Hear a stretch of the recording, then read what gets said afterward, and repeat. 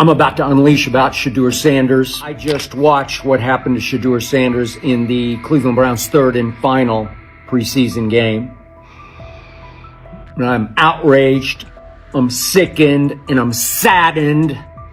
By the way, Shedeur continues to be treated in the National Football League now by those sorry-ass Browns and sorry-ass Kevin Stefanski. The Cleveland Browns are once again mishandling a promising quarterback. Skip Bayless criticized the organization for failing to develop Shedeur Sanders and for misusing his skill set. He argued that the team's decisions are undermining Sanders' progress and turning a major investment into a cautionary example. Bayless pointed to inconsistent usage, questionable play calling, and a lack of clear direction as key issues limiting Sanders. He said the Browns need a defined development plan and stronger support if they expect Sanders to succeed. Skip Bayless delivered a direct, critical assessment this week. After seeing Shedeur Sanders in a Browns uniform, he argued that Cleveland is mishandling the quarterback and undermining his development. Bayless said the team's approach shows poor planning and inadequate support around Sanders. He dismissed excuses about strategy and emphasized the need for better coaching,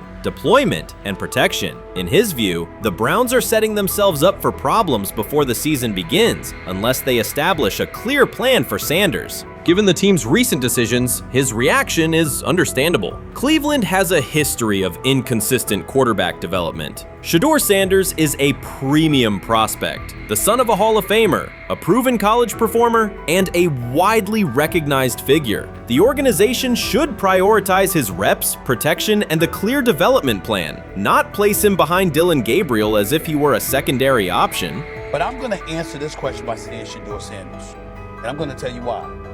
I think he's being set up to fail. That's right, I'm going to say it. Okay. Here we are on national television, right? There's been 11 practices, if I remember correctly. He's been starting against he's been playing against the third unit. He's fourth on the depth chart.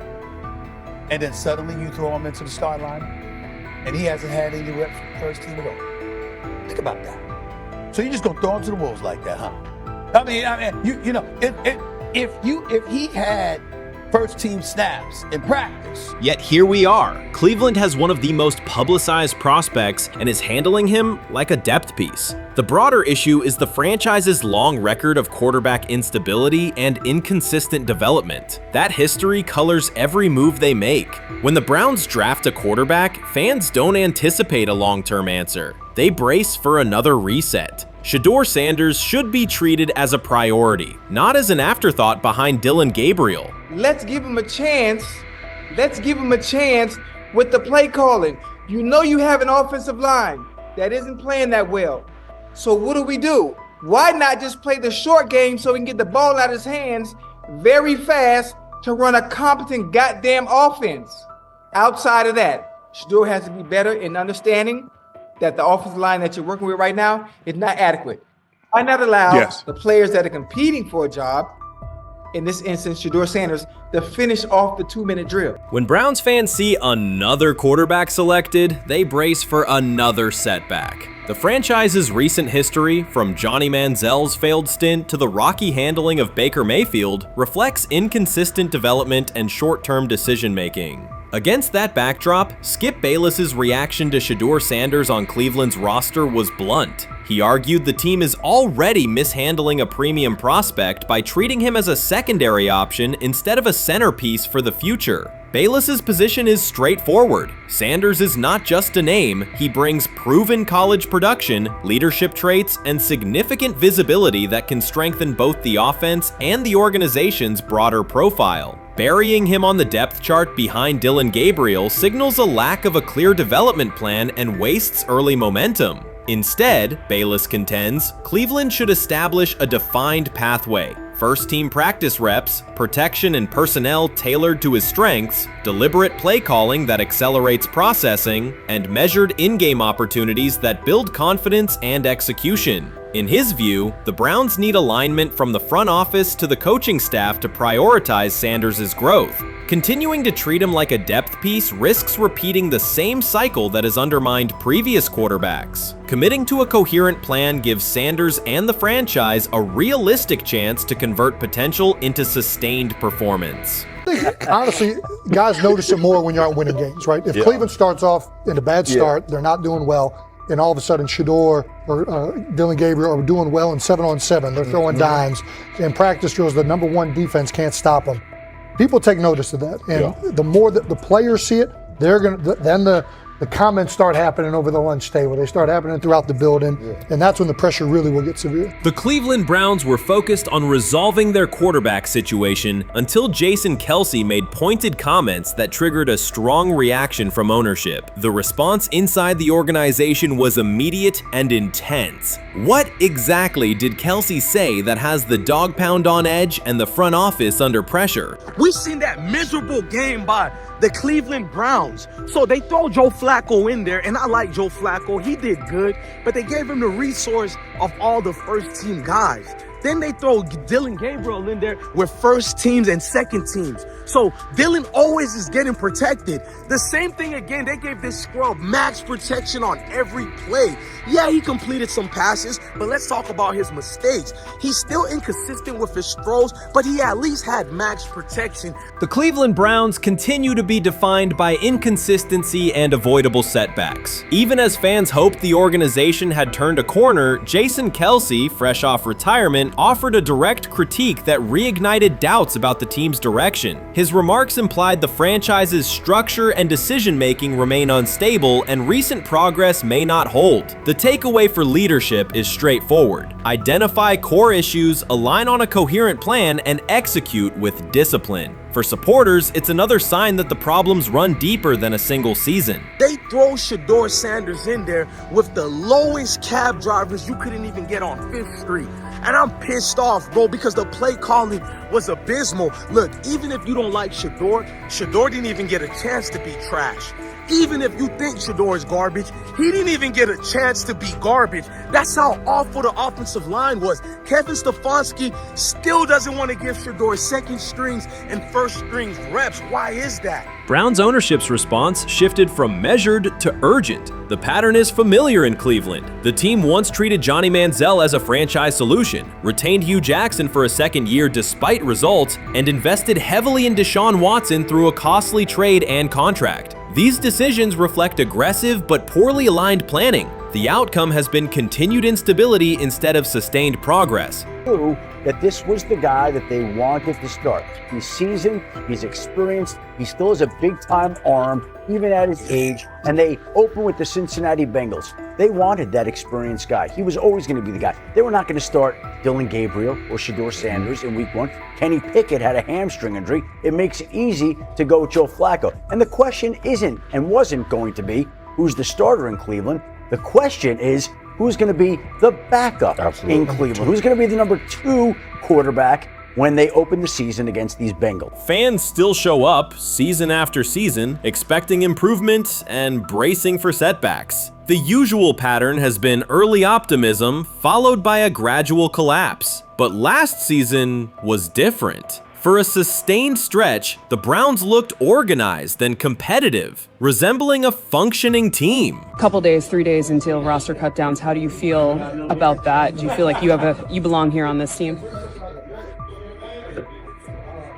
Obviously, I think overall as a player, I feel like I put in the work. I feel like everything I do, I try to do it to my best, and that's all I ask for. So I feel like everybody feels like, they should be on the team, and if you ask anybody on the team, would they feel like they belong, in their own eyes. So I feel like I do, but I'm my own player, I think about myself in a high regard. The front office entered the offseason confident. Kevin Stefanski was being praised, and the Dog Pound believed the team had made real progress. Then Jason Kelce delivered a pointed assessment that cut through the optimism. Fresh into retirement, the former Eagles All-Pro and Super Bowl champion said Cleveland still looks like a team patching over issues rather than building a durable contender. Kelce's view was direct. The Browns' structure is fragile, and the roster is too dependent on perfect health at quarterback. He argued the team is one injury away from losing continuity and sliding backward. Because Kelce has operated inside a stable, championship-level organization, his comments carried weight with players, media, and fans. The reaction was immediate. People took his critique seriously, not as outside noise, but as an informed evaluation of how a successful team should be built. Ownership also felt the impact. Jimmy Haslam's response shifted to urgency, a sign that leadership recognizes the stakes. The criticism arrives in the context of prior high-risk decisions, especially the fully guaranteed $230 million commitment tied to Deshaun Watson. Watson has missed time and shown inconsistency when available, and the contract has constrained flexibility. Kelce's remarks highlight why depth, alignment between the front office and coaching staff, and a clear contingency plan at quarterback are non-negotiable. The takeaway is straightforward. Cleveland must convert last season's progress into a stable framework, protect the quarterback, deepen critical positions, and establish a plan that survives injuries and short-term setbacks. Without that, the games that fueled optimism will remain temporary. If you're a betting man, who do you think starts for the Browns at quarterback? Okay, this is the situation. Kenny Pickett, they actually traded for him. Joe Flacco, no one's bringing Joe Flacco in the building thinking Joe Flacco's going to be the starter. If Joe Flacco is your starter, You got a problem. you have a huge problem. And if they were saying Shedeur was the starter as the 5th rounder, you got a real problem too, because he passed over all these guys in these reps in the offseason in shorts, in bikini shorts, Speedos and stuff.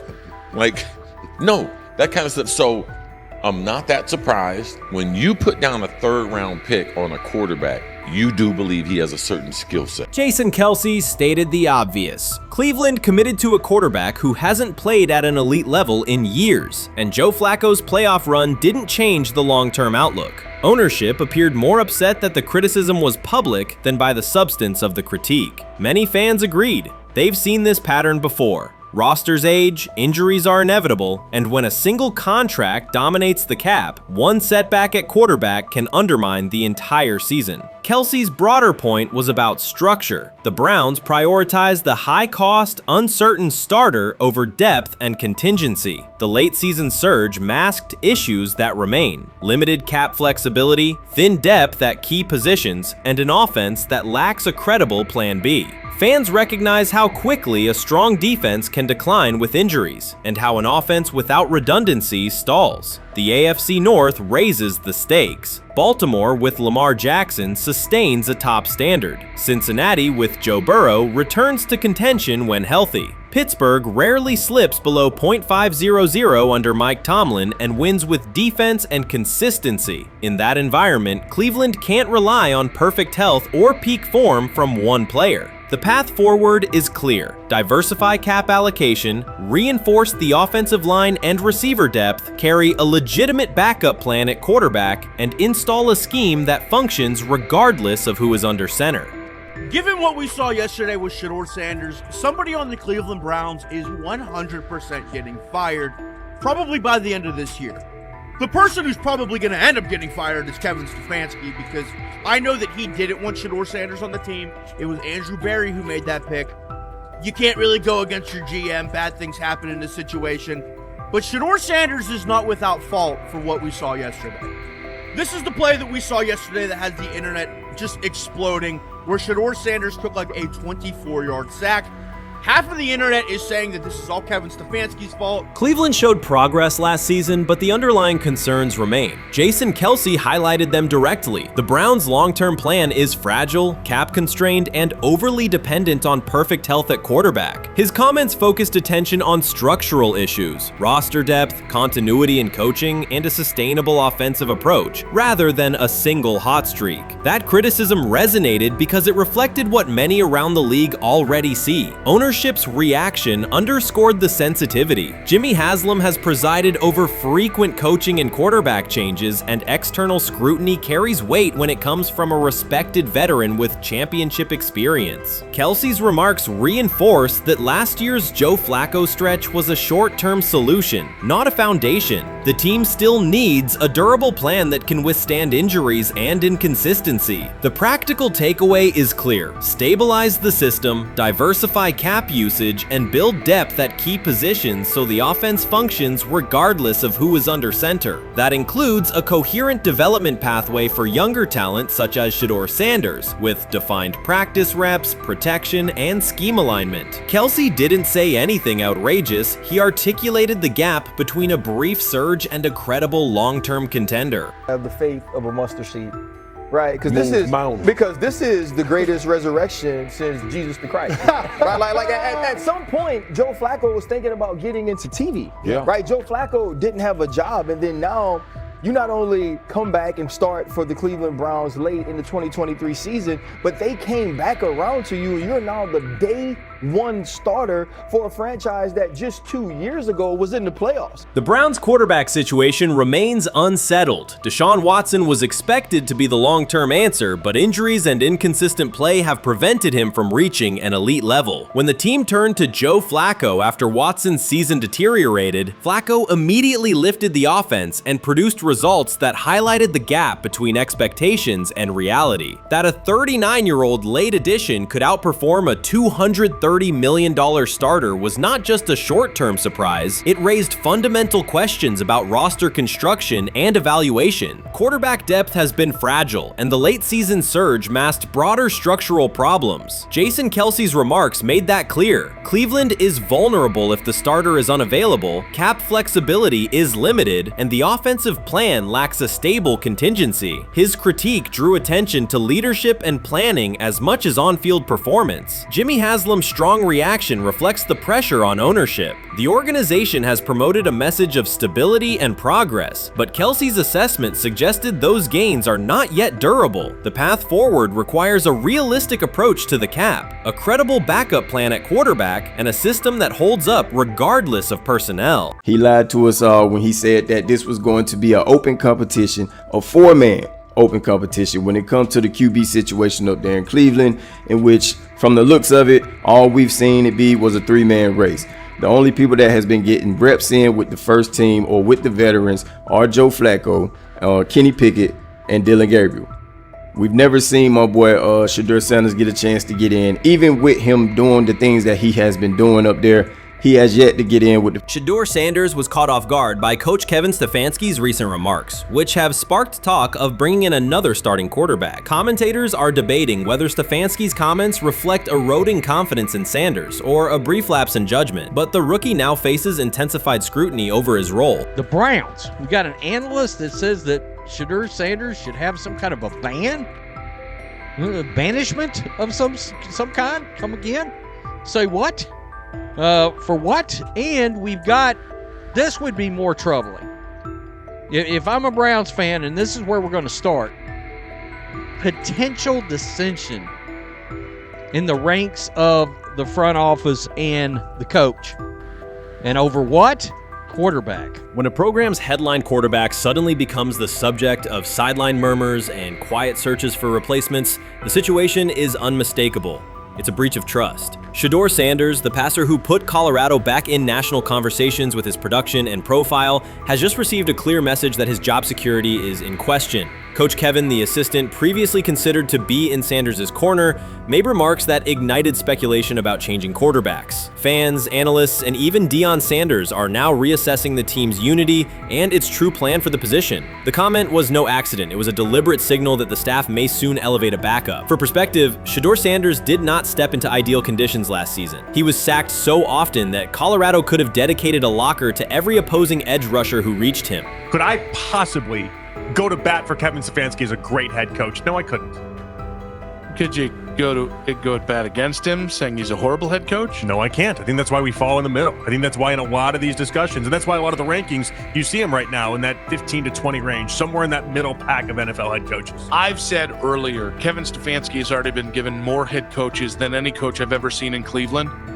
Starting with the decision to move on from Baker and him clearly still having another level to get to in Tampa. Last season, Shedeur Sanders often had to operate behind an offensive line that provided minimal protection, yet he still delivered precise throws and critical drives. At times, he seemed to be carrying a struggling roster almost on his own. Despite the constant pressure, he never complained, never threatened to transfer, and never acted entitled. He remained with Colorado because he trusted the program, trusted his father, and believed in the team's larger mission. That loyalty is why Coach Kevin Stefanski's recent statement that the quarterback competition is wide open struck so sharply. The remark implies that Sanders' starting role is insecure, as though the player who absorbed countless hits while holding the offense together is simply another name competing with walk-ons and first-year athletes who are still learning the cadence. This goes beyond ordinary coach language about fostering competition. It introduces genuine uncertainty about the staff's confidence in Sanders and invites speculation that Colorado is actively assessing outside options through the transfer portal. By characterizing the position as vacant, Stefanski has planted seeds of doubt that could quickly evolve into rumors and undermine the stability of the locker room. I'm sorry, but when it comes to quarterback, I'm gonna defer to my head coach, generally speaking, especially one with Stefanski's track record and how he's viewed across the league. So this is interesting because it tells you Kevin Stefanski's not a Shedeur Sanders guy. And it also tells us who made these picks. Exactly. The Cleveland Browns made a rather awkward decision in the NFL draft, opting to take quarterback Dillon Gabriel in the 3rd round well before he was expected to fly off the board. Then 2 rounds later, the Browns took fellow quarterback Shedeur Sanders. So what exactly is going on? Discussion has begun about whether Colorado is actively evaluating another quarterback and preparing for life after Shedeur Sanders. Analysts are debating whether Coach Kevin's move is calculated strategy or a misstep that jeopardizes team stability. Sanders remains a top NFL prospect, Deion Sanders' son, and the program's public face. His highlights dominate social media and his jerseys outsell the team's victories. Yet he is once again being asked to reaffirm his position. The issue is more than routine roster management. It intersects with the family dynamics that shape the program. By portraying the quarterback job as open, Coach Kevin signals to both Shedeur and Deion that the staff is willing to move on despite Sanders' stature. For Shedeur, sitting through film sessions while hearing talk of potential replacements adds an unwelcome layer of uncertainty to an otherwise proven resume. The decision may reflect a desire for a quarterback with a different profile, perhaps someone more mobile and system-oriented, rather than a dismissal of Sanders' accomplishments. I view things as I got time. I got time to be able to grow and mature, and be able to understand the ins and outs of the defenses and be able to get the good insight from the vets in the room. So I look at it as, a plus. And whenever, it's time for me to play. Shedeur Sanders rolled into Browns camp and instantly made the whole practice feel like a recess pickup game. NFL vets suddenly looked like they'd forgotten the playbook and were just trying to keep up. With that being said, I see some balls coming out of Shedeur Sanders at that camp, and I'm like, kind of looks like a guy. Yeah, I'm reading. He can sling it. Read the team. I see him, some of the veterans, how they talk to him, mic'd up, see what he's doing in the community. Yep. Talking about Njoku there? Njoku, Mike that. You once you see, different little interactions and things like that, I know he has the talent. We'll see. It'll be a competition that usually brings the best out of guys, especially young guys. So I'm interested to see how that quarterback situation. Right after Shedeur Sanders tightened his cleats and the Browns settled in for what they figured was a routine camp day, the whole vibe tilted sideways. No blazing comet, no UFO touching down at midfield, just a swagger-charged quarterback striding in like he'd crashed the wrong league and thought, yeah, I'll stick around and run this show. The Browns had no clue what storm was rolling in. You'd expect an NFL team to do a quick scout, maybe pull up a highlight reel or two, but nope. They greeted Shedeur with a shrug, only to watch him seize the field on snap 1 and run the whole operation like a seasoned pro. First and foremost, he's been the best quarterback in camp. Now look, Joe Flacco ain't had many opportunities. There was a whole day I saw he didn't throw the ball at all. Here's my theory on the situation. They already know who's starting in the number 2 is. They already know. Joe Flacco and Shedeur Sanders is already locked up. You're missing the boat, people. You're missing the boat. Your boy, Kenny Pickett and Dillon Gabriel, Oh, they're fighting. Shedeur didn't merely clock in, he hijacked the session. One moment he's loosening his arm, the next he's roasting veteran QBs like faded names on busted draft boards. Defensive coordinators everywhere had the same gut punch reaction. Uh-oh. His pocket poise? Straight disrespectful. His timing? Psychic. And every pass left his hand like it was laser guided to its mark. While Shedeur Sanders was slicing up routes, the Browns secondary looked less like an NFL backfield and more like a gaggle of dads sprinting through a Saturday fun run. Big on enthusiasm, short on closing speed. Coaches fought the urge to slam the emergency horn. Players traded wide-eyed, "Are we serious?" stares, and someone even double-checked that a hidden camera crew wasn't about to pop out of the tunnel. But nope, this was pure Shedeur, half cold-blooded surgeon, half highlight factory. He wasn't dropping a casual "I'm here," he was crafting a masterclass. From the first rep, the tempo changed. Shedeur Sanders accepted the snap with steady footwork, diagnosed the Browns' single high shell, and delivered a tight window seam route that forced the free safety to recover late. Throughout the period, he manipulated leverage with quick shoulder fakes, moved through full field progressions, and released on time from a balanced base, consistently putting the ball on his receiver's upfield shoulder. Cleveland's coverage struggled on multiple fronts. Safeties hesitated between deep half responsibilities and underneath support, creating voids at 15 to 20 yards. Cornerbacks and off-man were caught in trail position when Sanders used rhythm throws on three-step drops, while those who tried press technique had their inside hand neutralized by his receivers' outside releases. Linebackers widened to match shallow crossers, leaving the middle hook unguarded for pivot routes and option digs. One corner attempted a line of scrimmage jam. Sanders immediately adjusted the route to a back shoulder fade, releasing the ball before the break and rendering the press ineffective. Over the session, he showcased pocket discipline, reclimbing to maintain throwing lanes rather than drifting, and finished with a series of anticipatory throws against cover 2 cloud, fitting vertical outs between the flat and deep half defenders. Sanders' combination of rapid post-snap processing, precise ball placement, and pocket efficiency exposed coverage mismatches at every level and highlighted communication gaps in the Browns secondary. By mid-session, the Browns defensive staff clearly recognized their calls were outmatched. Every adjustment, a roll to cover 6, a simulated pressure, a late rotate to 2 high, was neutralized once Shedeur Sanders confirmed the post-snap picture. Routes that had taken weeks to script were beaten by timing and location. Comeback set at 12 yards broke open before the corner's transition. Slot seam-outs dotted the void between the flat and deep half defender, and boundary receivers beat press with quick hand techniques, receiving the ball before the trail man could recover. Sanders' command was methodical. He used cadence to freeze plug blitzes, re-ID'd the mic when linebackers sugared the A-gaps, and maintained a firm base so he could reset and fire without resetting his feet. His receivers benefited from that rhythm. Top of the stem, eyes back, ball delivered on their upfield shoulder, allowing immediate transition to YAC. The Browns front tried a late stunt to compress the pocket. Sanders climbed 2 steps, re-spotted the shallow crosser, and delivered in stride, turning a potential sack into a 20-yard gain. What stood out most was how little ramp-up Sanders needed. From his first series, he processed full-field concepts at tempo, cycling through progression reads without hitching. The poise under interior pressure, consistency in ball placement, and ability to manipulate zone defenders left the Browns' coordinated disguise packages ineffective and forced them into static coverage by the end of the period. In short, Sanders' efficient mechanics, rapid processing, and anticipatory accuracy rendered Cleveland's defensive game plan ineffective at every level, from pre-snap disguise to post-snap spacing. Imagine there's many people that think Dylan Gabriel's a better quarterback than Shedeur Sanders. I don't care where they were drafted.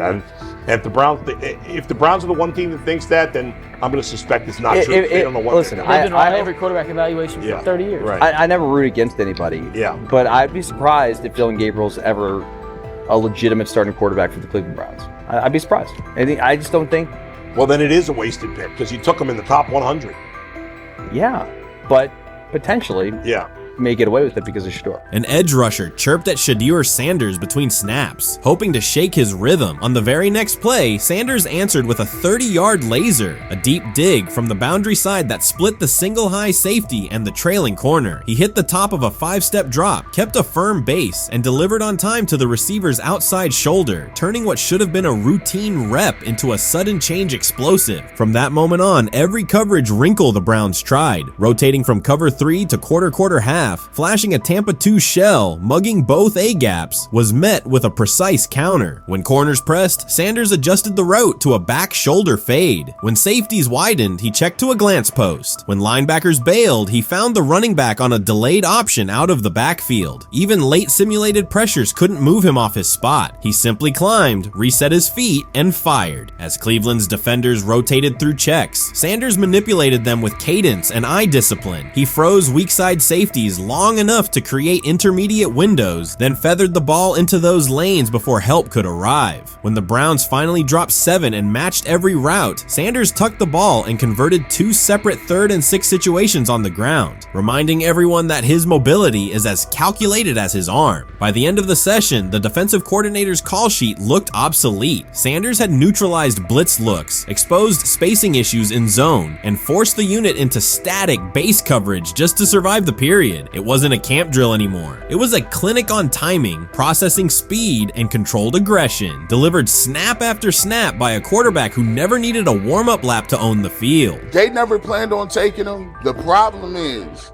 like Ocho Cinco said, you got somebody that has endeared himself to the locker room. And guess what? The difference between him and Tim Tebow, the biggest one, is he can play. He can throw the ball. Tim Tebow running around being an H-back, he can throw the ball. And he's done everything he needs to do. He ain't saying nothing. He ain't rocking the boat. He ain't mad about the reps. He ain't mad about none of that. All the people out there want to see is this, like Tyler said earlier. We want to see what he can do with Jerry Jeudy. That's it. I want to see what he can do with David Njoku. I want to see him with Junkins. I want to see him with the first running backs. If you are cooking, if you are beating down the doors with the 3s and 4s, guess what? You deserve more. From the first team period on, Cleveland's secondary looked a step slow. A deep third safety hesitated on a post-snap rotation, leaving Shedeur Sanders free to climb the pocket and fire a 22-yard out that arrived before the defender could plant and drive. The supporting cast around him, players fighting for roster spots, not Pro Bowl invites, benefited from his command. Sanders used tempo to control the defensive front, altered protections at the line, and located throwing lanes so quickly that one receiver didn't register the catch until he crossed the goal line. As the Browns tried new personnel groups, coverage busts multiplied. Starters slipped out for hamstring stretches while rookies rotated in, only to find the ball arriving on their blind side before they'd completed a midpoint squeeze. On a later 3rd and long, Cleveland finally closed the interior rush lanes, compressing the pocket with 3 defenders. Sanders pivoted through the traffic, stepped into a narrow escape window, and, without resetting his shoulders, whipped a no-look pass to the boundary curl for a fresh set of downs. The throw turned a potential sack into an explosive play and left the coaching staff scrambling for answers. The people who are fascinated by Shedeur for whatever reason, whether it's his play, I guess, last year was kind of fun. If you're just like a guy who grew up like loving Deion Sanders and passed that love on down to your kids, I can see why you're like that. The one thing I will give them is you're looking at this quarterback room. If you're a fan of Shedeur and say, why can't he go beat Dylan Gabriel or Joe Flacco or Kenny Pickett?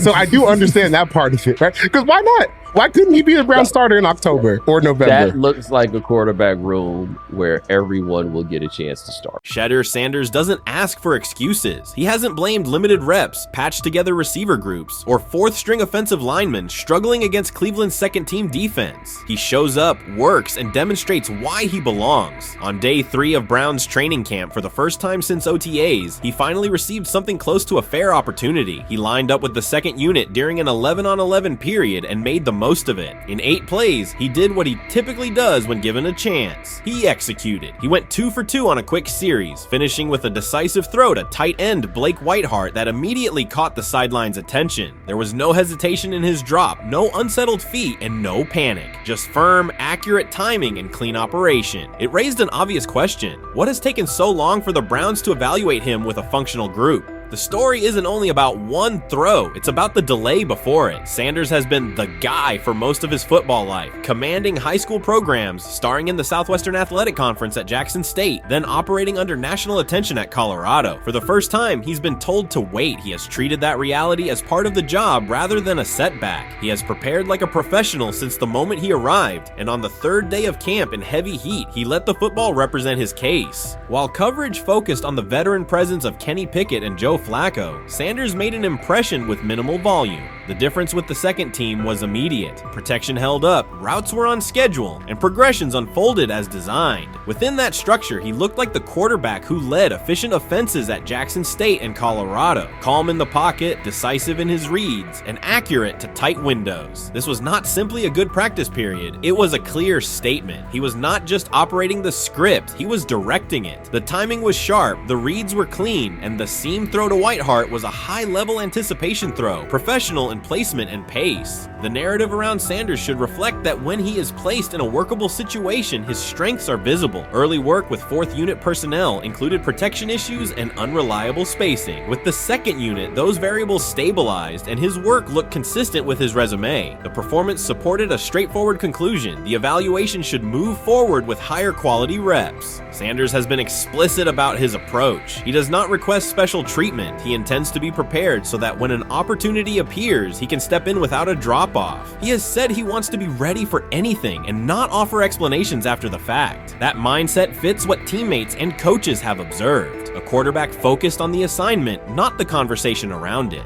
The conditions were demanding, relentless sun, heavy humidity, and a practice tempo that stressed decision-making. Many players fatigued as the session wore on. Sanders did not show signs of rushing reads or forcing the ball. He managed the pocket, reset his base when necessary, and continued to deliver on time. The path he has taken, HBCU starter in the SWAC, then Power 5 starter under constant attention, has prepared him for compressed evaluation windows. He has been under scrutiny for years. The heat did not change his process. He moved defenders with his eyes, anticipated breaks, and stepped into throws with balance. The crowd was not chanting his name, and there were no ovations. That was irrelevant to the task. He is focused on the locker room and the staff, and he is building credibility the same way he did at previous stops, by being reliable when the ball is snapped. Quarterbacks coach Bill Musgrave has emphasized ignoring external noise and keeping attention on install, footwork, and timing. Sanders is familiar with the dynamic. He has been followed by cameras and commentary since his early teens. He has experience living with attention and still adhering to routine. Under heat, with a narrow set of snaps and multiple decision points, he stayed composed and effective. 2 speeding citations, 91 miles per hour in Brunswick and 101 miles per hour in Strongsville, became national items. General Manager Andrew Berry characterized the decisions as not smart and stressed that it's not only about driving fast, but about the safety of others. Sanders accepted responsibility, stated that he learned from the incidents, and said he would follow the rules. The attention to those citations did not alter his daily schedule or his practice preparation. He arrived early, stayed engaged, and kept the discussion centered on work. Away from the field, he spent time at Rainbow Terrace in Cleveland after a significant apartment fire, distributing supplies and checking on families affected by the incident. There was no formal media rollout around the visit. It was an instance of direct engagement with the community without publicity attached to it. That reflects the same approach he shows inside the building. Do the work first. Sanders treats each rep as if it might be his last for the day and his only chance to show a specific element on tape. He prepares for protections, cadence variations, route adjustments, and timing with a level of detail that compresses the learning curve. When he is not under center, he studies coverages from the sideline, charts plays, and reviews video before and after practice. He writes down the next day's calls so he can anticipate checks. He has reference using virtual simulation tools to replicate snaps he does not receive physically. That is not a passive stance, it is an active attempt to reduce the distance between classroom and field. He is building relationships across the roster, not just with projected starters. He communicates with defensive backs to understand what they see and how they react to certain stems. He spends time with offensive linemen to align on cadence and protection calls. He connects with newer players away from the facility so that communication improves in practice. That is practical leadership, consistent, low visibility work that becomes obvious when the ball is snapped and the operation is smooth. 3 days into camp, a central question remains. Why hasn't he taken a first-team rep? Flacco has seen work. Pickett has seen work. Dillon Gabriel has been cycled in. Sanders has remained behind all 3 on the depth chart while producing efficient periods when provided stable support. Head coach Kevin Stefanski has not publicly detailed the plan for distributing first-team snaps among the quarterbacks. When asked, Sanders answered that it is not his place to comment on rotation decisions. That response aligns with his day-to-day conduct, respectful, professional, and centered on the next assignment. The staff is managing a room with a Super Bowl MVP, a former first-round pick, multiple rookies, and a new set of combinations on the offensive line. That creates a set of decisions about exposure, pacing, and evaluation windows. Within that context, Sanders has presented a clear case for additional evaluation. He has shown he can execute the offense as designed when the variables are standard. Musgrave has a long-standing connection with the Sanders family through his time as a teammate of Deion Sanders in San Francisco. That familiarity supports direct communication. It does not guarantee anything about the depth chart, but it does help streamline teaching, feedback, and expectation setting. Inside the defensive back room, veterans such as Denzel Ward have provided perspective on timing, leverage, and eye discipline that Sanders has incorporated into his preparation. He is operating without the immediate family structure that defined his college environment. Away from his brother Shiloh and his father Deion, he is managing his own housing, nutrition, recovery schedule, and all the smaller tasks that accompany an NFL routine. Those adjustments matter because they influence consistency across a long camp. He has treated those responsibilities as part of the job rather than distractions, which is reflected in a steady daily approach. What he showed on day 3 with the second unit was not a surprise to those who have tracked his prior work. It was a continuation of a profile: efficient sequencing, clear timing, and consistent ball placement when protections and routes hold up.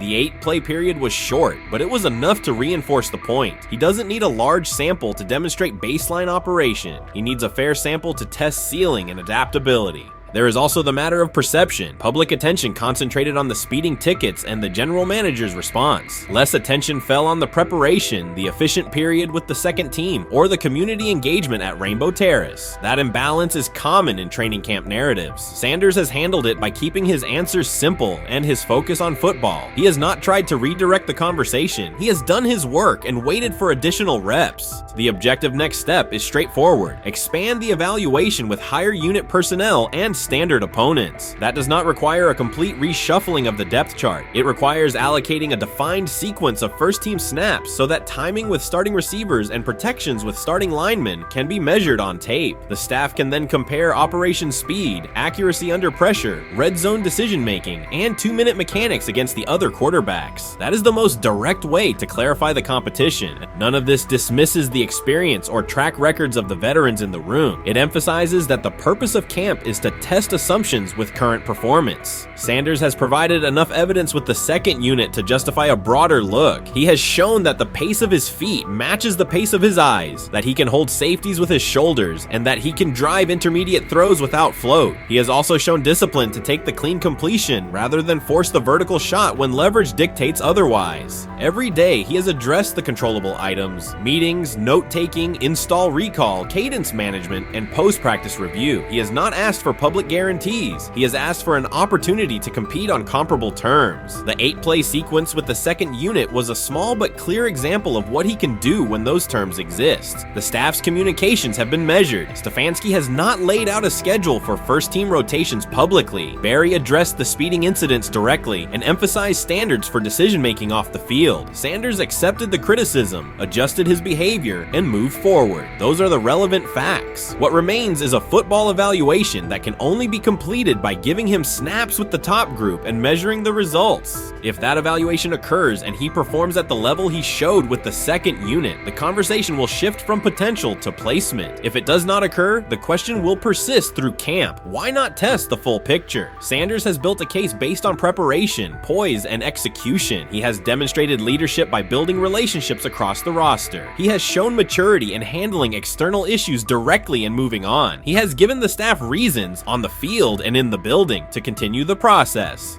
3 days into camp, he has answered everything within his control. He has shown growth, discipline, and consistent operation. He turned early fourth-team disarray into learning, then executed cleanly when moved to the second unit. He kept the discussion on football when outside topics threatened to dominate. He has not tried to win a press conference. He has tried to win every rep. If he continues to stack days like this, the next step is logical. Evaluate him with the starters, document the results, and let the tape determine the depth chart. Until then, he will will continue to prepare, continue to compete, and continue to present the same message through his play. The 2025 NFL Draft was expected to be Shedeur Sanders' moment. Many projected him as a top 10 talent and a headline quarterback in one of the most discussed college football storylines in years. Instead of walking across the stage on the first night, he waited through 3 days without a call. There was no celebration, only silence. When the phone finally rang at pick no. 144 in the 5th round, it was the Cleveland Browns. With that selection, the financial outlook changed dramatically. The Sanders family believes this was not a typical draft slide, but the result of coordinated action. They are pursuing a $100 million lawsuit alleging collusion across parts of the league.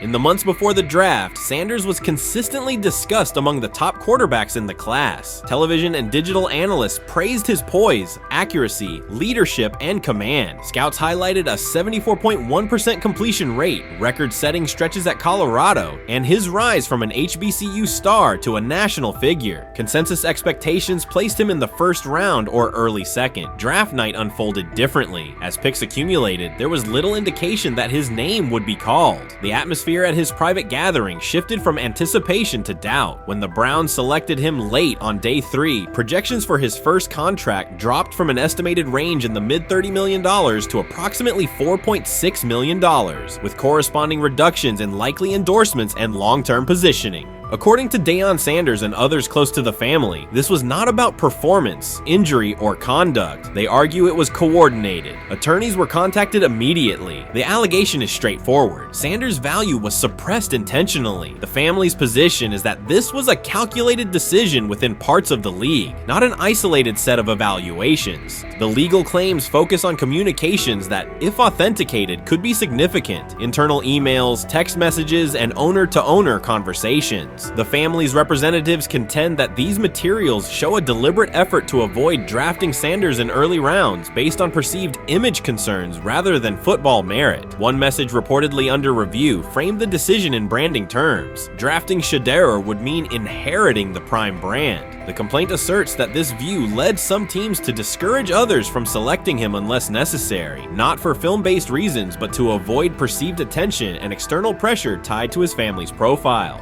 A related thread involves speculation about team fit and willingness to play for certain franchises. Past public comments by Deion Sanders were interpreted by some as signals of an Eli Manning scenario. The family's view is that these were strategic statements, not ultimatums. They argue that rather than engage in discussion, teams chose a passive approach, no direct rebuttal, reduced contact, and a collective reluctance to invest a premium pick. If phone records and written communications corroborate coordination, these items could become central exhibits. Media tone shifted as the draft neared. Coverage that had emphasized production and leadership began highlighting intangibles, interviews, and perceived coachability. Anonymous sourcing appeared in multiple outlets, with claims that Sanders skipped combine drills out of arrogance, bristled at film critique, or told one club, "Maybe I'm not the guy for you," after a tense session. A widely cited line, "Nobody wants a celebrity backup quarterback," was voiced by Colin Cowherd and circulated as shorthand for risk. The Sanders legal position is that these narratives did not arise organically, but reflected a coordinated leak pattern that undermined his market value. The family's contention is that this was primarily about control and compliance rather than football ability. They point out that Sanders did not fail a drug test, was not suspended, and did not produce poor athletic testing. His college resume included elite stretches and significant program elevation at 2 stops. The legal claim asserts that the league's power structure resisted a high-profile player aligned with a high-profile parent coach and an independent media presence. The allegation is that teams sought to avoid the perceived complexity that would come with selecting him early. The financial impact is a core component of the damages claim. Had Sanders been selected late first or early second round, projected 4-year compensation would likely have fallen between $30 to $35 million, with immediate access to higher tier endorsement opportunities and the brand leverage that accompanies a franchise quarterback designation. As a 5th round pick, the initial contract value is a fraction of that total, and associated off-field opportunities are typically narrower. The suit reportedly seeks not only lost salary, but also the broader economic value linked to draft position, sponsorships, licensing, and the visibility that accelerates an early career trajectory. The filing's scope, as described by sources close to the family, extends beyond the league office. It may involve media outlets, scouting firms, and specific executives if discovery shows coordination or materially false statements that affected value. The argument is that the draft slide harmed not only Shedeur, but also the broader Sanders brand, affecting perceptions of Deion Sanders as a recruiter, coach, and public figure. The family's view is that narrative construction around brand risk and celebrity backup produced a measurable economic and reputational loss. If a court authorizes discovery, the process would likely compel emails, internal draft notes, and message archives from teams and third-party intermediaries. Subpoenas could be served on media organizations for sourcing records related to anonymous quotes. That level of transparency would be unusual and could reveal how information flows during pre-draft periods. The legal theory moves beyond a single player's evaluation to the draft's integrity, whether owners or executives acted in concert to reduce a prospect's value for reasons unrelated to football performance. The league has not publicly addressed these specific allegations. Background comments from executives characterize the claims as overreach. The family's camp maintains they have documentation sufficient to proceed. The comparison points referenced by observers include Deflategate, Spygate, and the Colin Kaepernick grievance, not because the facts are the same, but because of the potential scope, policies, practices, and the balance of power between the league and individuals challenging its processes. Another dimension of the dispute involves how the NFL perceives Deion Sanders, Coach Prime, and the autonomy he promotes. He built a large media footprint around his programs at Jackson State and Colorado, elevated his players' profiles, and spoke openly about fit and leverage. The family contends that this visibility, combined with statements about preferred destinations, triggered resistance. The complaint frames the response as a preference for compliance and predictability over independent branding and public negotiation.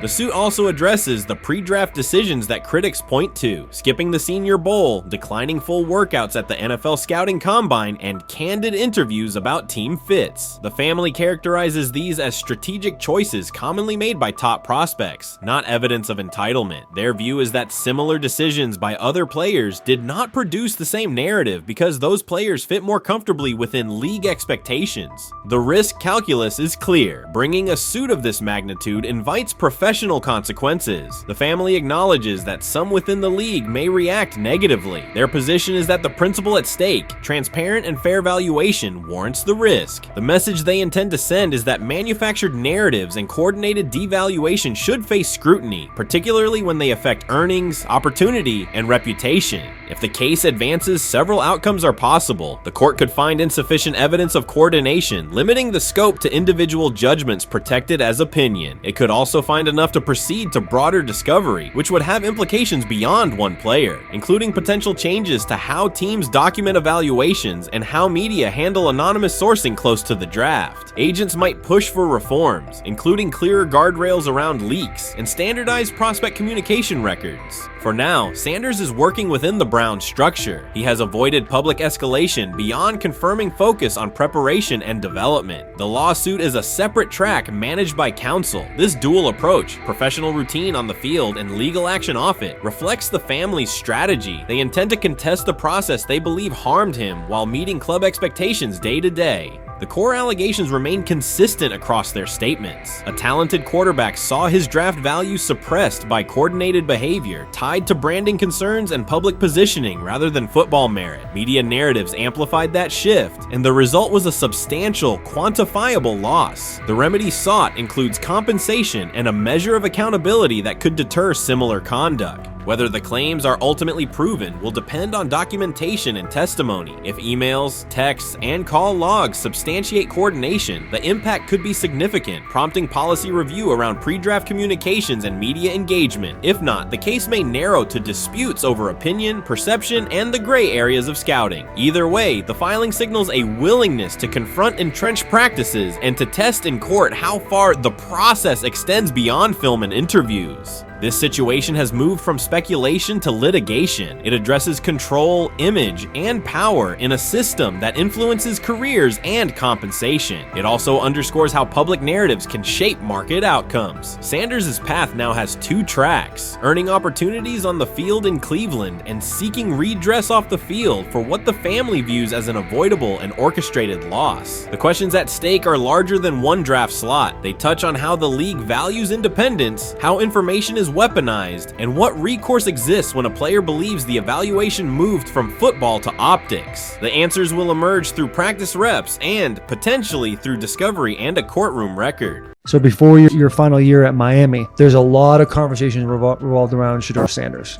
Obviously, I'm assuming you guys have a great relationship. Some of the clips you've seen and stuff like that. What is it like for you to have like this rivalry with Shedeur? I don't have a rivalry with him. That's my boy. So at the end of the day, this whole process, we thought me and him were going to be 1 and 2 the whole time. Whether he's 1, I'm 2, whether I'm 1, he's 2. And so that's just always been, our mindset. It didn't go that way. I thought he was one of the better quarterbacks in the draft as well, even throughout college. A lot of stuff out there on him ain't really, the truth, just because they spin it different ways. Like they spin stuff about me different ways. But I mean, when he gets his chance, become a starter, I know he's gonna make the most of it. And I'm ready to get back to work with him, after the season, talk some more stuff to him. Cam Ward directly challenged the uneven standards applied to Shedeur Sanders, calling them inconsistent and unfair. By insisting that performance, not politics, guide evaluation, he shifted the discussion from one player to a league-wide problem. Sanders' treatment now serves as a test of how the NFL supports and evaluates emerging quarterbacks. I feel a special relationship with him, especially me. First getting to know him 5 years ago when I started working with him. But it did surprise me because he's a good quarterback. It doesn't get a lot of credit that he deserves. Especially the plays that he made in Colorado. A lot of quarterbacks in the country are making those plays. And so when he gets this opportunity, I'm pretty sure having soon today that he'll make sure he'll make plays on the field. Cam Ward's public challenge to the treatment of Shedeur Sanders brought the issue into clear view. For months, discussion around Sanders has centered on his profile, major compensation, a prominent Nike deal, and the expectation to stabilize a struggling franchise. Rather than a standard evaluation of a top prospect, he has faced sustained skepticism from analysts, fans, and league voices. Ward's comments underscored that the standards being applied to Sanders diverge from those used with other rookies. By stating it directly, he did more than support another quarterback. He identified a broader problem in how the league responds to young players with significant visibility. The takeaway is direct. Assessments should reflect on-field performance and development, not external narratives. A generational talent. I'm gonna prove him right. I'm gonna prove him right. Don't worry. Oh my God. An article came out today. I'm generational. So I guess it's article versus article. I like that you think that, man. But we all know the truth. What? Trav gonna be first? You generation, I'm legendary. That's cool. We can be legendary. Legendary, get their ass. We'll start doing in like 5 minutes. Shedeur Sanders entered the league with more than a playbook. He brought a public brand, a family legacy, and expectations unusual for a first-year quarterback. Before his first regular season throw, he was already positioned at the center of attention. Rather than assess him on that reality and his on-field ability, many voices reduced him to marketing, treating visibility as proof of hype instead of performance. Cam Ward pushed back on that framing. His point was simple: judge Sanders by the same criteria applied to other rookies. With Sanders' resume, production, leadership, and composure, most first-year quarterbacks would be discussed as long-term cornerstones. The evaluation should be consistent, focused on development and results, not perception. Look at the process with Shedeur, who I know is a buddy of yours, and how do you think both of you guys will end up doing in the league? I think we'll both end up being one of the best quarterbacks in the league. I just think the work that me and him are willing to put in, the relationship we have to constantly compete each and every day, to better our craft, for ourselves. I just think it's gonna end up paying off for us in the long run. Do you guys kid each other about who's going first and how much that matters to you? Yeah, we play around, we joke around with it. It really don't mean nothing. The draft pick will never mean anything.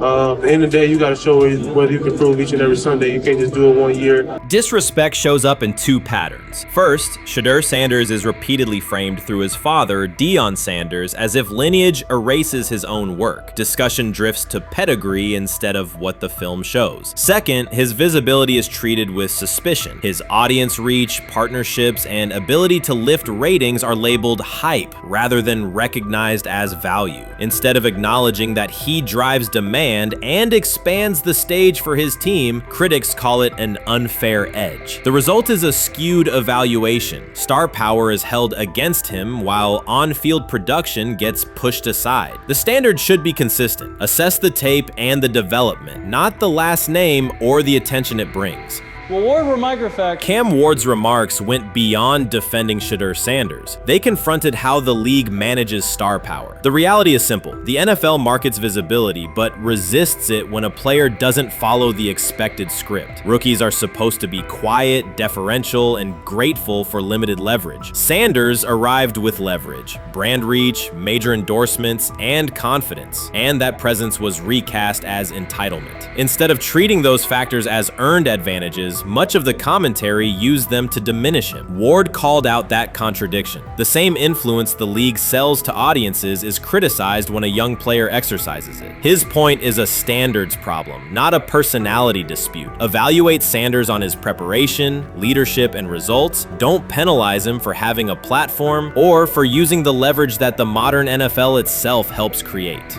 Now it sounds like the Cleveland Browns are going to all but imprison Shedeur Sanders in the football sense of a very talented rookie quarterback who obviously needs reps, needs an opportunity, and who now, barring some miraculous luck, will not get the opportunity to play in a single real game. I'm sure many around the NFL are celebrating as we speak. They are chuckling about this. Many in the NFL wanted to teach Shedeur and his daddy. Cleveland became the center of the conversation. With Shedeur Sanders attached to a major Nike partnership, the expectation was straightforward. He should be given real game reps. The Browns instead leaned on Joe Flacco as the default choice, treating stability as the safer path while sidelining a quarterback with clear cultural and commercial pull. Each week Sanders didn't see the field, scrutiny grew. Commentary questioned the value of his contract environment and relevance, and fan debate shifted from development to doubt. That wasn't measured evaluation. It was a delay framed as prudence that eroded confidence in the process. Cam Ward reset the terms of the debate. He pointed to an uneven standard. When veterans or other young players secure significant endorsements, it's considered smart business. When Sanders does it at scale, it's recast as ego or hype. Even the scope of his off-field agreements became ammunition against him rather than evidence of market demand. Ward's position is simple. Use one standard. Assess Sanders on preparation, decision-making, and progression, not on discomfort with his platform. Treat visibility as an asset, not a disqualifier. The issue isn't attitude or branding, it's the consistency of the evaluation. Ward called it directly. The treatment has been unequal, and it should be corrected by aligning opportunity with performance criteria. Fans need to recognize there's not a team in the league he'd start for. Not one. That's not ridiculous, that's not unfair, that's not a vast conspiracy. Shedeur Sanders fans are Angel Reese fans. They're just fair weather fans who don't really give a fuck about the sport. Most of them are just Dion fucking groupies that followed him when he went to fucking Colorado, just like Angel Reese's fans had never watched basketball prior to her playing at LSU, and they followed her to the WNBA and don't know shit about the sport. That's it. Now Dion fucking groupies are running around acting like, oh, this is payback to his dad. The timing is pivotal. Shedeur Sanders isn't trying to blend into the league's background. He's shaping the agenda. He drives debate segments, fuels short-form highlights, and moves merchandise at a pace most rookies never approach. By the metrics that define modern attention, he is the draw. Yet, a segment of observers continues to undercut him, not because of shortcomings on tape, but because of discomfort with how prominent he already is. Cam Ward put words to what many could see. Coverage around Sanders has been filtered through reaction to his visibility, rather than a clear read of his performance and growth. The market has already weighed in. Demand is real, not manufactured. Nike's record-level rookie endorsement aligned with that reality, signaling long-term value and cultural reach. This exposes a core contradiction.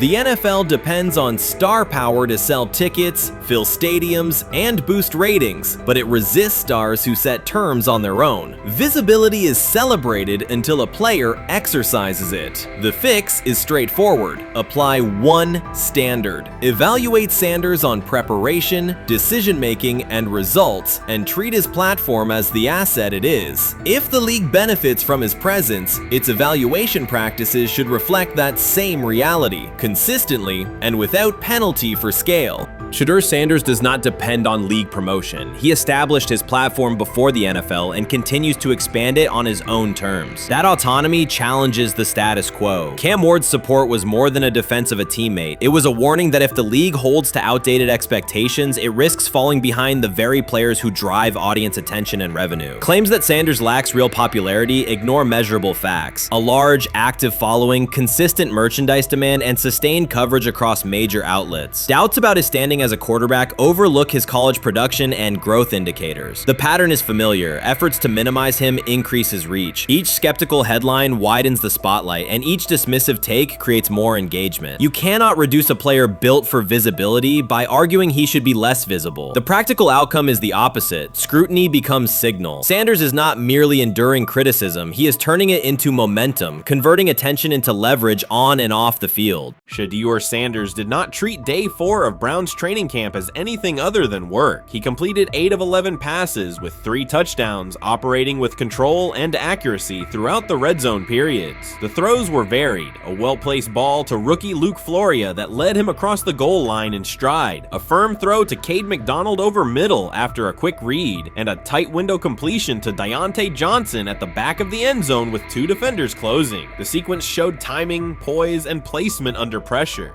While national attention centered on Joe Flacco's underneath completions and Kenny Pickett's option and rollout periods, Sanders produced scoring plays on schedule. The performance was not the product of broken coverages or end-of-period reps. It came within structured work, with defenders in position and the offense executing standard progressions. The accuracy rate, 8 completions on 11 attempts, reflected consistent mechanics and decisions. The operation was steady from huddle to snap to finish. Despite that session, the distribution of first-team snaps did not change. Camp logs indicated that Pickett and Dillon Gabriel continued rotating with the starters, while Sanders remained primarily with the second unit. With the first preseason game approaching, that choice drew more attention from observers who expected productive days to be followed by expanded opportunities. The question surfaced again: what additional evidence is required to evaluate Sanders with the top group? The 3 touchdowns illustrated different aspects of his profile. On the throw to Floria, Sanders used a measured trajectory to lead the receiver away from contact and into the end zone. On the ball to Johnson, he identified leverage, held the safety with his shoulders, and delivered to a precise spot at the back line. On the throw to McDonald, he eliminated the first read, reset, and drove the ball into the window before the hook defender could squeeze it. Each score reflected a particular tool: anticipation, manipulation, and velocity within standard timing.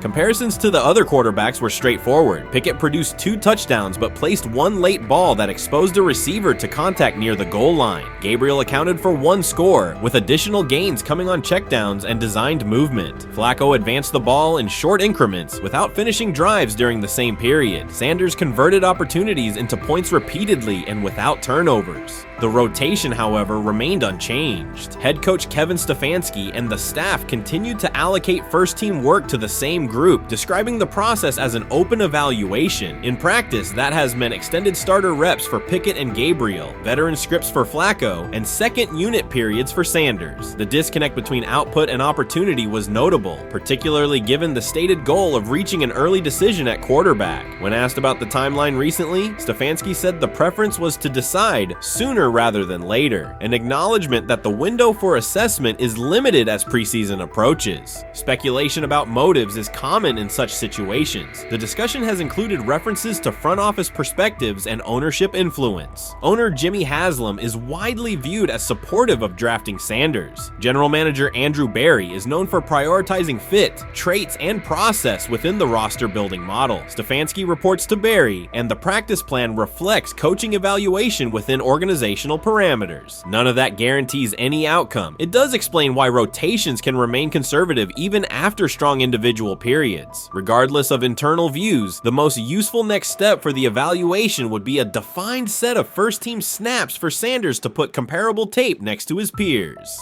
There was also outside attention on several practice segments from earlier in camp that showed Sanders throwing during lulls to non-receiver personnel, ball attendants, staffers, and assistants, while other quarterbacks were in script with full units. Those clips circulated widely and were interpreted by some as dismissive. Sanders addressed questions about it by narrowing the focus to preparation, explaining that his responsibility is to be ready for the work assigned and that he has adjusted at every level of competition, from HBCU ball to the Power 5 and now the NFL. The response matched his general approach: acknowledge the situation, maintain routine, and continue to execute when the next period begins. The broader draft day and narrative context remains part of the conversation. Sanders' college resume included efficient production and high completion rates across 2 programs, culminating in national recognition such as the Johnny Unitas Golden Arm Award. His selection in the 5th round was driven by varying evaluations of projection, scheme fit, and development timelines. The result is the current environment. He must present his case within limited windows, then wait for access to the next rung of competition. That does not make the process unfair, it makes it exacting. The best answer, for him and for the staff, is additional, comparable reps and clear tape.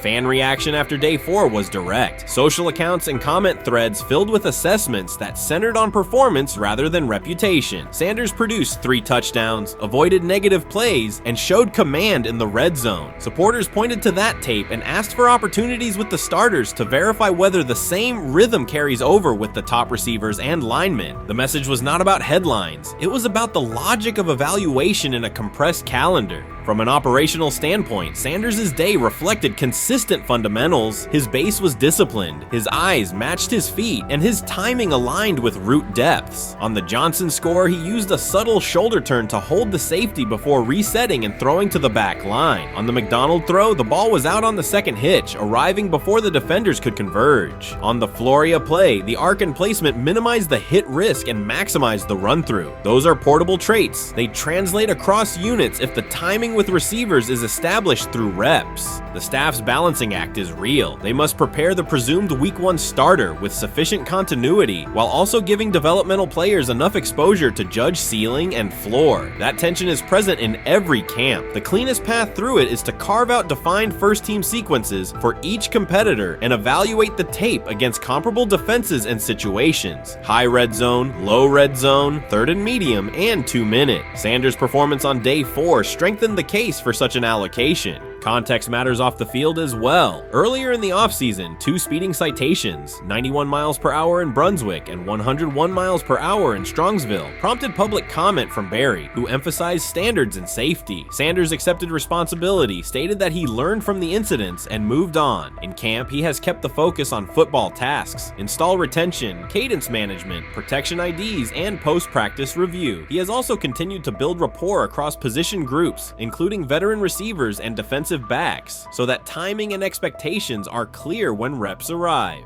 None of this diminishes the experience of the veterans in the room. Flacco has decades of film, Pickett has multiple seasons of NFL starts, and Gabriel brings mobility and a defined collegiate profile. It does, however, underscore the purpose of camp, to align decisions with current performance. Sanders produced the most efficient scoring period of the day. The next logical step is to see that operation with the starting unit, document the results, and compare them to the other candidates under the same conditions. The preseason opener will compress timelines further. Install packages expand, and coaches begin to narrow personnel groupings. If the objective is to identify the quarterback who can operate the offense most cleanly on Sundays, then structured exposure now will give the staff better information later. A small but deliberate set of first-team snaps for Sanders, scripted early downs, a 3rd down sequence, and a red zone series would provide data without disrupting broader preparation. Until that occurs, Sanders can only continue to control process and execution. Day 4 showed what that looks like when opportunities align: efficient reads, disciplined mechanics, and finishes in the end zone. He did not seek attention for the sequence. He put it on tape. If the evaluation remains consistent with the stated competition, comparable snaps should follow. If they do, the staff will have a clear side-by-side measure. If they do not, the question from observers will remain the same: what more needs to be seen to justify the look?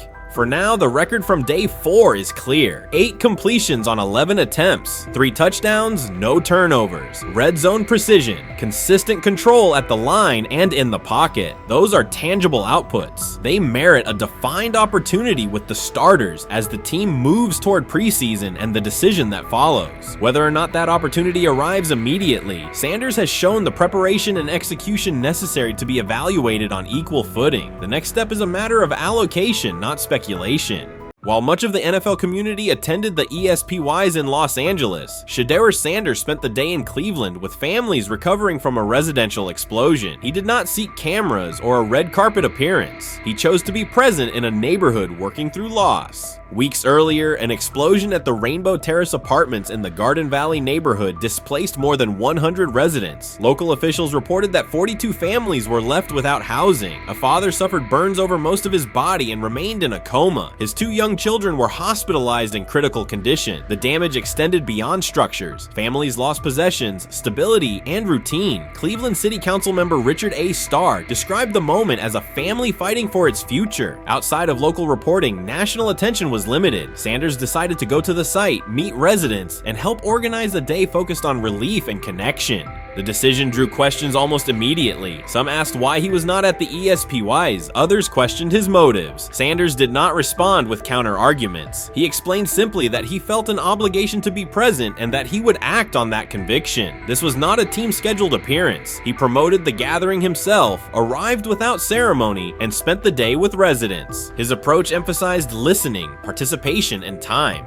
The event, which he called the Garden Valley Fun Fest, brought a large turnout over several hours. The purpose was straightforward: create space for families to reconnect and for children to play, even as recovery work continued. Sanders threw passes with kids on the blacktop, joined in games, and spoke with parents and grandparents about what they were facing next. He moved through the apartment complex and common areas with minimal staff support. Browns defensive lineman Michael Hall Jr. attended and interacted with residents as well. There were no speeches or staged moments. The focus remained on residents and their needs. Questions about visibility persisted as photos and short clips circulated online. Some criticism framed the visit as a substitute for a higher profile appearance in Los Angeles. Sanders kept to the same message. The priority was to support a neighborhood coping with displacement and uncertainty. He did not present the choice as a protest of any event. He presented it as the correct use of his day. When local media asked about his intent, Sanders said his goal was to provide families with a day of enjoyment and a reminder of community. He added that financial support can help, but that showing up in person also matters. Standing with people, listening to them directly, and offering time. The statement matched the structure of the day. He stayed on site, remained accessible, and left the focus on residents rather than on himself. The timeline mattered to him as training camp approached. Sanders did not connect the visit to his role on the depth chart or his draft position. He kept references to football confined to preparation, learning the playbook, protections, cadence, and timing, seeking guidance from veterans, including Joe Flacco, and staying ready for opportunities when they come. He has repeated that he has time to grow and intends to use it to learn the system and earn trust. The visit did not alter those priorities. He returned to his regular schedule the next day.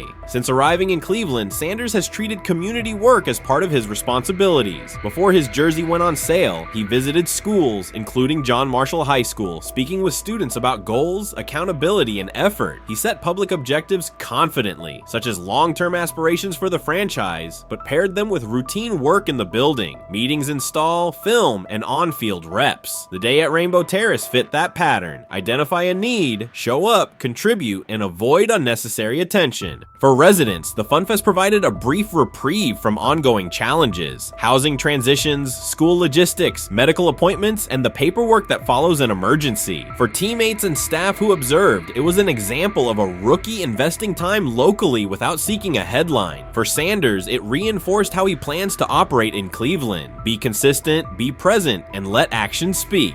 The setting at Rainbow Terrace underscored the scale of recovery ahead. Families described the first weeks after the explosion: nights in temporary housing, efforts to replace clothing and essentials, coordination with agencies and community groups. Sanders moved from group to group, speaking with parents about their immediate needs, greeting elders who came to watch the activities, and encouraging kids who wanted to throw a football, run races, or take a photo. He kept the schedule flexible so residents could arrive and leave as they were able. Community partners and volunteers handled tables for supplies, simple games, and refreshments. There were no sponsor banners or organizational pitches. Residents organized as they usually do, checking on neighbors, guiding children, and sharing updates. Sanders' role was clear: participate, make time, and listen. The presence of a recognizable player brought energy, but the purpose remained practical: create a normal afternoon in a place that had not felt normal since the blast. Online reaction covered the full range of opinion. Some posts praised the decision and the event's tone. Others questioned why a rookie would skip a high-visibility awards show. Sanders did not try to manage that conversation. He maintained the same explanation. He chose to spend the day where he believed he could be useful, and then he returned to his football schedule. The approach was consistent with how he addresses other topics: answer directly and move on to the next task. The same measured approach appears in his preparation for camp. Sanders has not asked for public guarantees about reps. He has focused on install recall, cadence, and protection IDs, route timing, and situational work. He has sought input from veterans, thanked teammates who have provided guidance, and spent time with receivers and linemen to align on communication.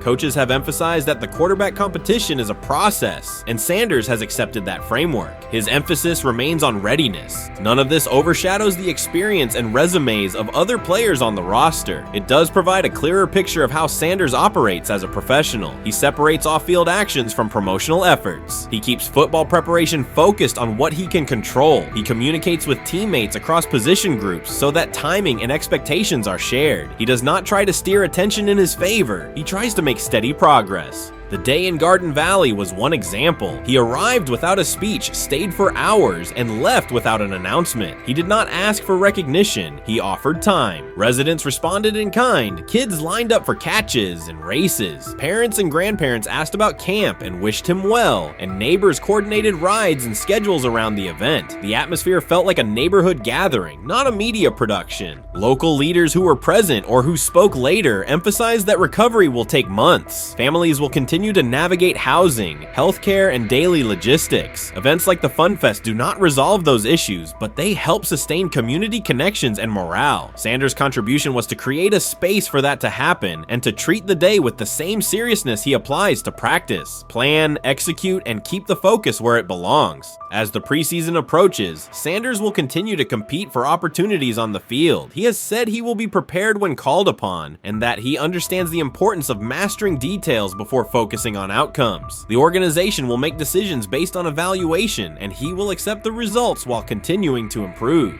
The off-field choices will remain consistent, identify needs in the city where he lives, and contribute in direct, practical ways. The core elements are simple. A neighborhood suffered a significant loss. Residents faced immediate and ongoing challenges. A rookie quarterback chose to spend a day there, without a press conference, without a schedule of talking points, and participate in a community-led event designed to give families a break and remind children that play still has a place. He provided presence, not a headline. He listened more than he spoke. He returned to work the next day. In a league and media environment that often prioritize visibility, Sanders made a different choice. He kept attention on people, not optics. He placed value on time spent in person rather than on appearances. He continued to build trust in the locker room and in the city through steady conduct rather than declarations. That approach, measured, direct, and consistent, will shape how he is viewed in Cleveland as much as any public statement could. The outcome of his football career will be decided on the field by installations learned, reads made, throws delivered, and games played. The outcome of his role in the community will be measured by smaller, quieter moments. Afternoons like the Fun Fest, school visits, and unannounced stops where listening matters more than being seen. For Cleveland residents at Rainbow Terrace, the takeaway from that day was straightforward. Someone who represents their team showed up, stayed, and participated without fanfare. For Sanders, it was the same.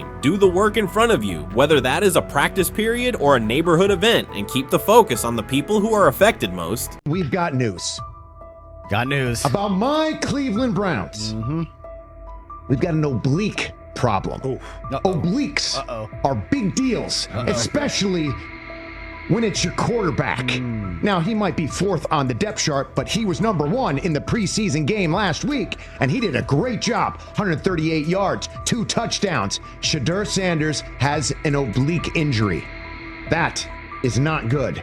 I do not like this. I hate this because I want to see more reps for Shedeur Sanders. Shedeur Sanders, a projected breakout this season, has been sidelined unexpectedly. The Browns coaching staff confirmed an oblique injury significant enough to keep him out of all activity. No reps, no drills, no warm-ups. Concerns are rising about how this may affect his momentum and force adjustments to the team's plan. The focus now is his recovery timeline, the impact on his development, and the next steps for the quarterback depth chart. Browns rookie quarterback Shedeur Sanders injured his oblique during practice today, putting his status in doubt for Saturday's preseason game against the Eagles. He's the latest quarterback on Cleveland's roster who has dealt with a health issue, joining fellow rookie Dillon Gabriel and Kenny Pickett. Sanders, who is trying to fight his way up the Browns depth chart, started the preseason opener last week and threw to practice. So how concerning is this for Shedeur as he is trying to, again, make his way up the depth chart, be QB2, potentially QB1 in the future? Dillon Gabriel taking Shedeur Sanders' QB1 spot after Sanders suffers an oblique injury is more than a roster change. It signals the staff is choosing urgency over efficiency. You do not replace a quarterback operating near a 70% completion rate with one coming off a 32% outing unless the decision is driven by desperation or poor evaluation. That is not strategy, it is avoidable loss of production. The impact on accuracy, timing, and drive sustainability is clear, and the difference is apparent to anyone watching. Well, here's what we know. I mean, after practice, Kevin Stefanski, the head coach of the Cleveland Browns, was not available to the media, but I did talk to him on the field as the players were coming off, and he told me that Shedeur Sanders complained of oblique soreness during the warm-ups this morning. Shedeur Sanders' absence isn't just a gap in the lineup, it's a setback for the entire offense. He thrives under pressure and makes throws others won't attempt. When he's healthy, every pass has intent, every drive has rhythm, and opposing defenses know they're in for a long day. Replace him with Dillon Gabriel and the defense senses an opening. Corners press tighter, safeties cheat down, and linebackers blitz more aggressively because they don't expect the same timing, velocity, or accuracy. Yes. I mean, yeah, I'm a fan.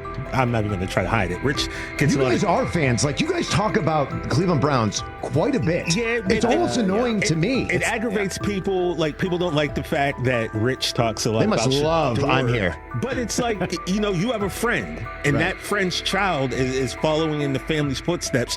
You want them to do well. I don't know why people have such an issue. I know Rich is supposed to be impartial, but it's kind of hard when you have that type of tie to it. But yeah, I'm rooting for Shedeur, man. And Dillon Gabriel's 32% completion rate isn't just poor, it's untenable at this level. A number that low needs no context. It means 2 misses for every completion. Weather, opponent, and play calls are secondary when efficiency is that limited. That output does not sustain drives or keep the full playbook viable, yet he is starting while Shedeur Sanders is sidelined. The contrast is clear. Sanders brings accuracy, timing, and command. Gabriel's recent performance reflects inconsistency and missed opportunities. Choosing Gabriel under these circumstances reduces offensive reliability and invites defensive pressure. It is a decision that sacrifices efficiency and field position. So it'll be interesting to see what happens with Dillon Gabriel, but to the Shedeur Sanders point, it is unfortunate because I thought he was gaining some momentum.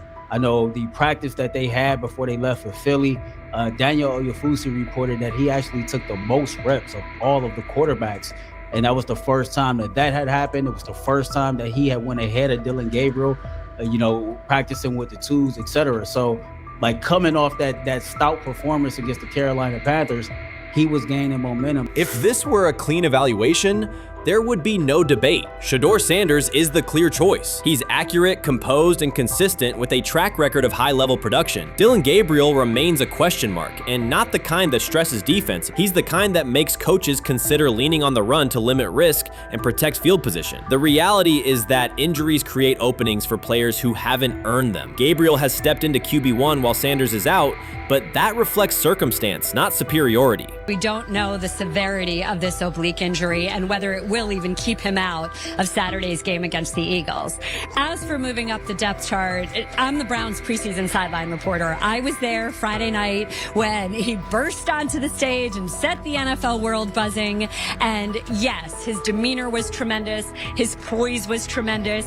He did the things that were asked of him. But at the end of the day, he wasn't actually asked to do all that much. The real concern is how this could attach to Shedeur Sanders' reputation. The NFL is unforgiving about availability. An oblique injury for a quarterback isn't minor. It affects mechanics, torque, and timing. Even with a strong return, the injury-prone label can linger. For the Cleveland Browns, or any team seeking stability under center, that perception is toxic. Teams don't want a player they fear won't make it through October. That's the risk. Talent doesn't always overcome league politics. Once questions about durability start, they rarely fade. They surface in contract terms, roster decisions, and sideline evaluations. So Shedeur Sanders is injured again? If you were following along on social media today for the Browns' first joint practice in Philadelphia against the Eagles, wow, you were in for a tumultuous ride. I mean, all the reporters, both Browns and Eagles reporters, were pretty much flabbergasted at the fact that Shedeur Sanders was taking 0 team reps during the day, and even Tyler Huntley was getting team reps instead of Shedeur. And then it came out, obviously, you know, everybody's speculating. There's people calling for Kevin's jobs, and before I go any further, I don't blame anybody. Ever. Meanwhile, Dillon Gabriel's numbers should be sidelining him, not elevating him. A 32% completion rate isn't a dip, it's a warning sign that points to issues with field vision, timing, and receiver cohesion. That's the quarterback taking snaps while Shedeur Sanders is out. Put their work side by side and the gap is obvious. Sanders shows consistent placement, timing, and footwork that reflect high-level execution. Gabriel's recent output introduces variability that shrinks the call sheet and stalls drives. You can't claim the priority is winning while starting a quarterback who isn't reliably delivering routine completions. Fans recognize it, receivers lose confidence and tempo when targets are off, the offensive line's urgency fades when protection doesn't translate into productive throws, team belief in the quarterback is fragile, and once it erodes, a season can come apart quickly. We could be looking at, 3/4 of Snoop and maybe 1/4 of Dillon Gabriel. Not really exciting for the fans. Of course, it would be nice to see what Dillon looks like. Did spend third round capital on him. If you're Dillon Gabriel and you're a rookie, is not you be want to get team. healed. You want the reps. You want to take these reps. So what do you do to prepare yourself and get ready? Because, man, when rookies get injured, it's like these reps are so valuable. Yeah, sets him back a lot. We do have some video here. Mike Garafolo had some video of Jalen Hurts kind of helping Shedeur used his cart to get off the field here. Shedeur Sanders changes the entire equation. His presence under center keeps defenses honest, keeps teammates engaged, and expands the coaching staff's options. You can call vertical shots, open the playbook, and control the game's tempo. Dillon Gabriel limits that. With him, the playbook narrows, drives stall, and the defense ends up on the field too long trying to compensate. The Cleveland Browns are not in a position to gamble at quarterback. This is a franchise with a difficult history at the position. With Gabriel, the issues are visible from the stands. A 32% completion rate won't jump to 60% with a few extra reps. If anything, it will decline as defenses present looks they would not risk against Shedeur. And that's the core issue. Shedeur Sanders at 80% is still a better quarterback than Dillon Gabriel at his best. That isn't exaggeration, it's the numbers. If Sanders is a 70% passer when healthy, even a drop to 60% keeps him well ahead of where Gabriel is now. Yet the team is rolling with the quarterback who isn't delivering routine completions. Every week Sanders is out, his hold on QB1 loosens. That's the hard truth. The longer Gabriel stays in the role, the more coaches cite continuity and chemistry to cover what's happening on the field. Every throw and every drive has to be a statement, not just to win, but to erase any notion that Gabriel is a legitimate alternative. In the NFL, QB1 isn't handed back because you used to be the best option. You have to take it. Started off with some positive news for Shedeur, and then it kind of just went left real quick. Shedeur got the news early on that if Dillon Gabriel couldn't go, he would get his second straight start in the Saturday preseason game against the Philadelphia Eagles. And then he went on to injure his oblique. For the fans who don't know exactly what part of the body the oblique is at and what that injury is and how it can impact the quarterback, can you explain to them what is an oblique injury?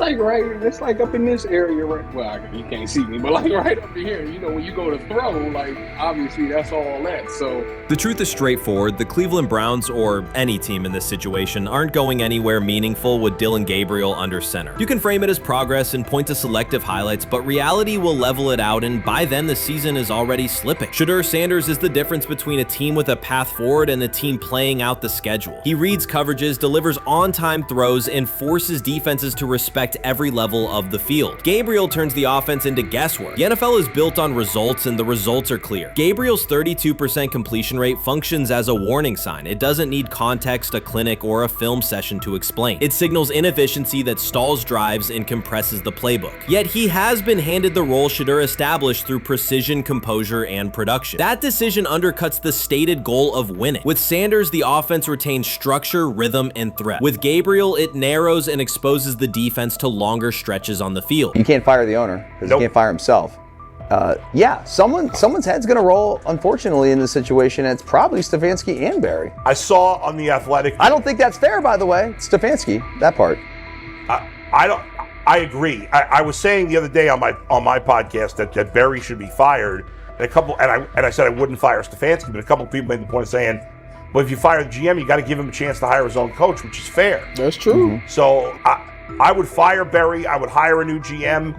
If that GM thinks Kevin Stefanski's a good coach, wants to stick with him. Right. The situation in Cleveland has escalated with the NFL. Sources indicate GM Andrew Barry is prepared to move on from head coach Kevin Stefanski if he refuses to elevate Shedeur Sanders. The Browns are weighing a major quarterback change. Leadership appears to be aligning behind Sanders and pushing for immediate action. This is a high-stakes decision about control and the team's direction. I think it's unfair for me to comment in I guess, maybe on behalf of the industry. All I can say is this, the time that we spent with Shedeur, and what he's done throughout his college career is impressive. He's an impressive young man.